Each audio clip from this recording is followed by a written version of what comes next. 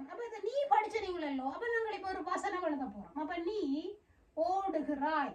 இப்ப நாங்கள் இந்த ஓ து கீனாவில எல்லாம் அவ்வளவும் படிச்சனாங்க, ராவென்னாவும் படிச்சனாங்க. சரியா? அப்ப ஈதான் வரப்போ ஈயன்னா ஈ. இந்த ஈதான் ஒரு வார்த்தை இதுல ஆட் பண்ணப்படுது. என்ன நாங்கள் ஓடுகிறான் ரெண்டு படிச்சீங்க. அப்ப நீ ஓடுகிறாய். அப்ப இவ்வளவு செய்யும் எல்லாத்துக்கும் ஈ வரும். ஈயன்னா ஈ. அப்ப நீ ஓடுகிறாய் பாருங்க, ஒரு ஒரு வாக்கியம் படிச்சுட்டீங்க. நீ ஓடுகிறாய். அப்ப இதுவும் சிங்குலர் என்றால் இதுவும் சிங்குலர் தான் வரும். அது மாதிரி பாடுகிறாய் அப்படியே மாறாம இருக்கிறண்டா பாடுகிறா. என்ன இது அத மாதிரி ஓடுகிறாய் படிச்சுனாங்க. கூடுகிறாய் கூடுகிறா. இது இத மாற்றம் இல்லாத எல்லாம் இந்த மூளைச்சொல்.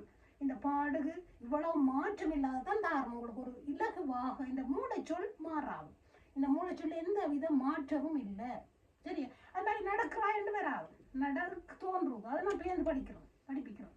நடக்கிறாய் என்று. சரியா? அது வராது.